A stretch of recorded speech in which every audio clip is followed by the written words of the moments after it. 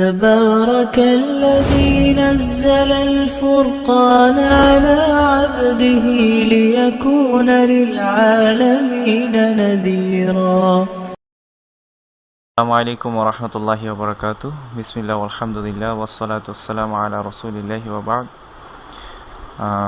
আমরা গতকাল লেসন 6 শেষ করেছিলাম। আমরা মিম সম্পর্কে জেনেছিলাম এবং মিমকে আমরা বলেছি যে মিমের উচ্চারণ স্থান হচ্ছে আপনার দুই ঠোঁট থেকে, এবং মিমের সাথে যদি আ যুক্ত হয় বা এই ফাতহা, এটাকে আমরা এখন থেকে একটু চেনার চেষ্টা করি। এটাকে বলা হয় ফাতহা। ফাতহার উচ্চারণ হয় আ। মিমের সাথে যদি আ যুক্ত হয় তাহলে হবে মা ম্যা। আর মিম যদি লাগানো বা সংযুক্ত অক্ষরের সাথে আসে, অন্য কোনো হারফের সাথে লাগানো আসে, তখন মিমটা হয় এরকম ছোট একটা মাথা গোল করে এইভাবে মিলে যায়। আমরা এতটুকু এখান থেকে পড়েছিলাম। বায়ের সাথে ই যুক্ত হচ্ছে বি ম্যা, বি ম্যা। মিমের সাথে উ যুক্ত করা মু, মু গিয়ে তাকে ধরেছে মুত, মুত। তায়ের উচ্চারণ স্থানের জায়গায় আগের হারফের সাউন্ডটা এসে থেমে যাবে, কেননা আমরা সাকিন সম্পর্কে জেনেছিলাম যে সাকিন হচ্ছে আগের সাউন্ডটাকে সে ধরে ফেলবে অনেকটা চুম্বকের মতো, মুত এরকম। তারপরে এই যে দেখেন এখানে মুত শব্দটা কিন্তু আছে, মুত আমরা আগে পড়ে আসছি। তার সাথে একটা জিনিস যুক্ত হয়েছে, সেটা হচ্ছে তা। তায়ের সাথে আ যুক্ত হয়েছে তা, তামুত, তামুত। আমরা অনেক ক্ষেত্রে এখন থেকে বানান কম করতে চেষ্টা করব এবং পড়ে পড়ে যেতে চেষ্টা করব, যেমন মুত, তামুত। আর এখানে তাসদিদের ক্ষেত্রে আমরা কালকে একটা রুলস বলেছিলাম, সেটা হচ্ছে মিম তাসদিদ সেখানে গুন্না হয়, অর্থাৎ কিছুক্ষণ নাকে ধরে, অর্থাৎ সাউন্ডটা একটু আমরা নাকে কিছুক্ষণ ধরে রাখবো এবং নাক থেকে উচ্চারণ করব মিমের উপর তাসদিদ হলে। আমরা বলেছিলাম যে কালকে একটা নোট নেওয়ার জন্য যে মিম তাসদিদ গুন্না হবে। গুন্না মানে নাকে সাউন্ড করে এই উচ্চারণটা করতে হবে। যেমন তায়ের সাথে আযুক্ত হয়েছে তা, তাটা গিয়ে মিমকে ধরেছে তাম। মায়ের সাথে আযুক্ত করা মা।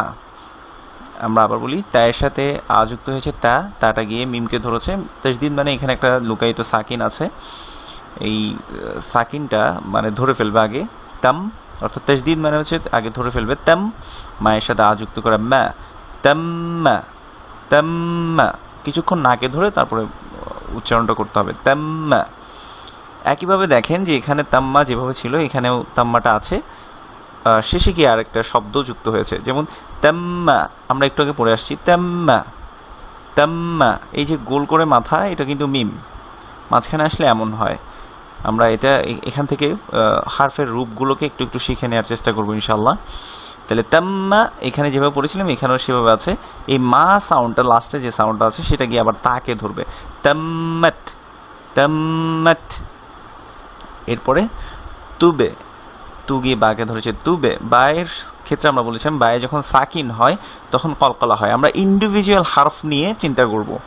আমরা একেবারে যে আলিফ থেকে ইয়া পর্যন্ত আমার সবগুলো মাখরাজ আমি শিখে ফেলবো, এরপরে আমি আস্তে আস্তে এক জায়গায় যাব, আমরা ওইভাবে কিন্তু আগাচ্ছি না। আমরা ইন্ডিভিজুয়াল তা নিয়ে আগিয়েছিলাম, তারপরে বা নিয়ে আমরা পড়েছিলাম, এরপরে মিম এসছে। এভাবে আমরা একটা একটা হার্ফ ইন্ডিভিজুয়ালি আমরা যাব এবং একটা একটা রুলস আমরা এখানে শিখব। যে রুলসটা যখন শিখছি তখন সাথে সাথে আমরা নোট করে নিতে পারি, এবং এই জিনিসগুলো আমরা ভিডিওতে যেই রুলসগুলো বলছি সেগুলো আমরা রুলসটা লিখে নিব। বায়ের উপর যখন সাকিন হয় আমরা বলেছিলাম কলকলা হয়। কলকলা মানে সাউন্ডটা আপনি রিভার্ভ করবে একটু, অর্থাৎ আপনি যে জায়গায় বায়ের উচ্চারণের স্থান হচ্ছে দুই ঠোঁট, অর্থাৎ তুব, তুটা গিয়ে যখন বাকে ধরছে তুব হচ্ছে। এই ধরার সাথে সাথে আপনি ঠোঁটটাকে সাথে সাথে যদি আলাদা করে ফেলেন তাহলে দেখবেন সাউন্ডটা একটু ফেরত আসছে। অর্থাৎ একটা বলকে যদি আপনি ড্রপ করেন কোনো দেয়ালের মধ্যে অথবা নিচের দিকে আপনি যদি ড্রপ করেন, সে বলটা আবার একটু ফিরে আসে। এই ফিরে আসা সাউন্ডটা এটা হচ্ছে কলকলা। তুবে, তুবে এভাবে হবে, তুবে তুম, তুবে তুম। এই তু গিয়ে মিমকে ধরেছে তুম, তুবে তুম, তুবে তুম। পড়ার চেষ্টা করবেন তুবে তুম। আমরা আবার একটু দেখি যে তাম্মা, মিম তাসদিদ বলেছিলাম ওয়াজিব গুন্না হয়, এবং গুন্না মানে হচ্ছে একটু নাকে ধরে কিছুক্ষণ। এটা একেবারে পরিমাপ করে করতে হবে এমন না, আপনারা যে সাউন্ডটা কপি করলে হবে তাম্মা, তাম্মাত, তাম্মাত, তুবে তুম, তুবে তুম। বায়ে সাকিন কলকলা। মিম্মা, মিম্মা, মায়ের সাথে ই যুক্ত হয়েছে অর্থাৎ কাসরা যুক্ত হয়েছে, এটা উচ্চারণ হচ্ছে ই। আর মিমের সাথে আসার কারণে মি গিয়ে মিমকে ধরেছে, যেহেতু তাসদিদ মানে এখানে লুকায়িত একটা সাকিন আছে। মিম্মা, এবং মিম তাসদিদ ওয়াজিব গুন্না, গুন্নাটা করতে ভুলবো না কিন্তু। মিম্মা, এই গুন্নাগুলো কেন করা হয় আসলে, এটা কি তেলাওয়াতে ভুল হবে কি না? উত্তর হচ্ছে না, তেলাওয়াত ভুল হবে না, তবে এটা তেলাওয়াতকে সুন্দর করবে। মিম্মা, মিম্মা, মনে রাখবো আমরা কিন্তু টানছি না কোথাও, মিম্মা এভাবে করে আমরা টানবো না কিন্তু কোথাও। এরপরে মিমের সাথে উযুক্ত হয়েছে মু, তি, মুতি, তিটা কি মিমকে ধরেছে তিম, মুতিম, মিমের সাথে উযুক্ত হয়েছে উ, মুতিম্মু। এখানে আমরা কেন একটু ধরছি, কারণ হচ্ছে মিমের উপর তাসদিদ, মিমে তাসদিদ গুন্না হবে, মুতিম্মু, মুতিম্মু। এরপরে মি গিয়ে তাকে ধরবে, যেহেতু তাসদিদ আছে এখানে একটা সাকিন লুকায়িত, মিত, তায়ের উপরে উযুক্ত করা তু, মিত্তু, তুটা গিয়ে মিমকে ধরেছে মিত্তুম, মিত্তুম। এই বানানটা আপনারা নিজে নিজে করবেন, আমি শুধু পড়ে দিচ্ছি, মুত্তুম। এরপরে আমরা লেসন 7-এ দেখেছিলাম র, গত ক্লাসে আমরা র সম্পর্কে জেনেছি, এবং রকে আমরা বলেছি রয়ের উচ্চারণ স্থানটা যদি আমি আপনাদেরকে একটু ছবিতে দেখাই, মাখরাজটা কোথায় হবে। এই যে জিহ্বার আগার সাইড, আগার দিকের একটু ভিতরের অংশ উপরের তালুর সাথে এভাবে লাগবে, উপরের তালুর সাথে লেগে আপনার সাউন্ড একটু ভাইব্রেশনের সাথে উচ্চারণ হবে র, র, র। এটা হচ্ছে মাখরাজ স্থান র। আমরা ইয়াতে চলে যাই, তাহলে আমরা কিন্তু বাংলায় বলি রা, আরবিতে কিন্তু রা বলে কোনো শব্দ নেই, এখানে হবে র। এবং র সম্পর্কে আমরা গত ক্লাসে বলেছিলাম র একটু লম্বাটে টাইপের হয়। এই ক্লাসটাকে বারবার করানোর উদ্দেশ্য একটাই, আমাদের যেহেতু আমরা বাংলা উচ্চারণটা আমাদের খুব সহজাতভাবে চলে আসে, তো সেক্ষেত্রে আমরা রা বলে ফেলি, হ্যাঁ, বিসমিল্লাহির রাহমানির রহিম অনেক জায়গায় এইভাবে পড়ে, তো এগুলো আসলে ভুল, তো র হবে। যাই হোক, এরপর আমরা এখানে আসি, র গিয়ে বাকে ধরেছে রব, ব্যয় নিচে বি, রব বি, মার র, মা গিয়ে রকে ধরেছে মার। এবং এখানে একটা জিনিস খেয়াল করব, এটা দাল জালের সাথে অনেকের কনফিউশন তৈরি হয়, রটা একটু লম্বা টাইপের হবে এবং এটার মাথা কিন্তু উপরের দিকে উঠবে না। রয়ের মাথাটা, এই যে একটা দাগ, আমরা একটা লাইন দেখতে পাচ্ছি, এই লাইনটার উপরে কিন্তু রয়ের মাথা কখনো উঠবে না, এটা আমরা মনে রাখবো। মানে যখন সংযুক্ত অক্ষরে শেষ দিকে আসবে, রয়ের মাথাটা কখনো এই লাইনটাকে ক্রস করে উপরের দিকে উঠবে না। দাল জাল এগুলোতে উঠবে, দাল জাল যদিও আমরা এখনো শিখিনি, আমরা ইনশাল্লাহ সামনে শিখবো। যাই হোক, মিমের উপর যখন আ যুক্ত হয়েছে মা গিয়ে রকে ধরেছে মার, রর উপরে আ যুক্ত করা র, মের র, মার র। এবং আমরা গত ক্লাসে বলেছিলাম যে রয়ের সাথে যখন ফাতহা হয় বা আ হয় তখন রটা মোটা হয়, মোটা করে পড়বো আমরা, মার র, অর্থাৎ মাররা, মার র এরকম করে পড়বো না, আমরা বলবো মার র, র, রটা মোটা করে পড়বো, মার র। এরপরে রয়ের উপর আ যুক্ত করা র, বা এর উপর আ যুক্ত করা ব্যা, র ব্যা, বাটা গিয়ে তাকে ধরেছে বেত, রবেত, রবেত। এরপরে মা গিয়ে রকে ধরেছে মার, এই যে মার র এখানে যেভাবে ছিল এখানেও কিন্তু ঠিক তেমনিভাবে মার র, মার র। যেগুলো আমরা দেখে ফেলেছি ওখানে আমরা বানান না করে পড়ে যাওয়ার একটু চেষ্টা করব। মার র, মার র, এই রটা গিয়ে আবার তাকে ধরেছে, যেহেতু তায়ের উপরে সাকিন আছে, মার রত, মার রত। এরপরে তা রি বেত, তেরিবেত। রয়ের নিচে যখন কাসরা হবে, র এটার নিচে যখন কাসরা হবে, অর্থাৎ এইভাবে যখন ই সাইনটা হবে, ই সাইনটা এটা আমরা ই সাইন বলেছিলাম, এই সাইনটা হলে তখন রটা চিকন হবে। আমরা কিন্তু রি রি এভাবে করে বলছি না, আমরা বলছি তেরি, রি রি, এটা চিকন হবে, তেরি বেত, তেরি বেত। আচ্ছা, রয়ের নিচে যখন কাসরা হচ্ছে তখন এটা চিকন হচ্ছে, তেরি বেত, তেরি বেত। তা, তার সাথে আ যুক্ত করা তা, রয়ের সাথে ই যুক্ত করা রি, তেরি, বায়ের সাথে আ যুক্ত করা, এটা তাকে গিয়ে ধরেছে বেত, তেরি বেত, তেরি বেত। এরপরে তামুররু, তামুররু, তা মু, তা মু, এই মু গিয়ে রকে ধরেছে মুর, তামুর, রয়ের সাথে উ যুক্ত করা রু, তামুররু। এবং যখন এই উটাও যুক্ত হবে, অর্থাৎ দম্মা সাইন, এটাকে দম্মা বলছি আমরা, যেটা গোল করে এভাবে আছে, এটা দম্মা। এই দম্মার উচ্চারণ হচ্ছে উ। এটাও যখন র এর সাথে যুক্ত হবে তখন ও রটা মোটা হবে। তামুররু, তামুররু, এভাবে চিকন করে হবে না, তামুররু।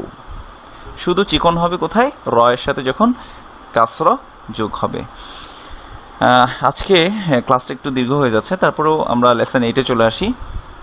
এটাকে আমরা সাধারণত আলিফ হিসেবে জানি, এবং এটার সাথে যখন হারাকা বা এরকম ফাতহা, কাসরা, দম্মা বা আ ই উ সাইন আমরা যেটাকে বলেছিলাম, সেটা যখন যুক্ত হয় তখন এটাকে আর আমরা আলিফ বলি না, তখন আমরা সেটাকে বলি হামজা। তাহলে হামজার সাথে আ যুক্ত হয়েছে, বা এটা হচ্ছে আ ই উ, আ ই উ। কোথাও কোনো টান হবে না, কিন্তু কোনো টান ছাড়া সহজভাবে আমরা পড়ে যাব আ ই উ। এবার দেখি যে আ, এটা বলছে এই হামজার সাথে বা আলিফের সাথে যখন আ যুক্ত হয়, আগে মিমকে ধরবে আম, আম। আগে বাকে ধরেছে আবে।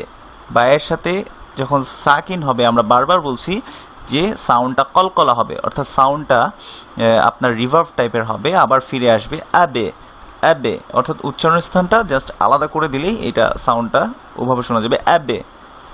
মানে আব বলে থেমে যাবে না, একটু রিভার্ভ হবে, আবে তা, আবে তা। একটা একটা করে পড়ার চেষ্টা করবো, আবে তা। র এর সাথে উযুক্ত করা রু, আবে তা রু, আবে তা রু। কোথাও কোনো টান হবে না, আবে তা রু, এভাবে করে আমরা পড়বো না, আবে তা রু, আবে তা রু। এরপরে আ তা, আতা, তাগি মিমকে ধরেছে, আতাম, আতাম। মিমে তাসদীদ আমরা বলেছিলাম গুন্না হবে, তাহলে কি হবে? আতাম, একটু ধরতে হবে, আতাম। মায়ের সাথে আযুক্ত করে মা, আতাম্মা, আতাম্মা। এরপরে আগে তাকে ধরেছে আত, এই আটা, আ সাউন্ডটা তাকে গিয়ে ধরেছে আত, মা, আত মা। মাগি মিমকে ধরেছে মাম, আত মাম। তার সাথে উযুক্ত করে তু, আত মাম তু, আত মাম তু। মনে রাখবো মিম সাকিন হলে কিন্তু গুন্না হবে না, মিম তাসদীদ হলে গুন্না হবে, মিম সাকিন হলে গুন্না হবে না। আত মাম তু, আত মাম তু। পড়ে চলে যাবো এখানে, আত মাম তু, এভাবে বলবো না কিন্তু, আত মাম তু। এরপরে আত মাম, আত মাম। তার সাথে আযুক্ত করা তা, আত মাম তা। এরপরে আর গিয়ে তাকে ধরেছে আত, মিমের নিচে ই যুক্ত করা মি, মিটা গিয়ে মিমকে ধরেছে মিম, আত মিম, আত মিম। বারআ, বারআ, বা র আ। বা এর সাথে আযুক্ত করা বা, র এর সাথে আযুক্ত করা র, বার। আলিফ বা হামজার সাথে আযুক্ত করা আ, বারআ। ই, হামজার সাথে ই যুক্ত করে ই, র, র, ইর। মিমের সাথে আযুক্ত করা মা, ইর মা। এরপরে আ মা র, আমার, আ মা, মা গিয়ে রকে ধরেছে মার, আমার। তার সাথে উযুক্ত করা তু, আমার তু। এরপরে উ, হামজার সাথে যখন দম্মা যুক্ত হবে তখন উচ্চারণ হবে, বা এটার সাথে উ যুক্ত হয়েছে উ, মি, মি গিয়ে রকে ধরেছে মির, ও মির তু, ও মির তু। এরপরে আ মা, মা গিয়ে রকে ধরেছে মার, আমার। র সাথে উযুক্ত করা রু, আমার রু। এরপরে আ মার, মা গিয়ে রকে ধরেছে মার, যেহেতু র এর উপর সাকিন, আমার না, আমার না, আমার না।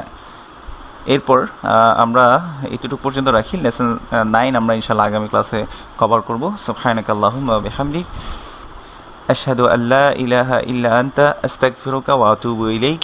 আসসালামু আলাইকুম ওয়া রাহমাতুল্লাহি ওয়া বারাকাতুহু।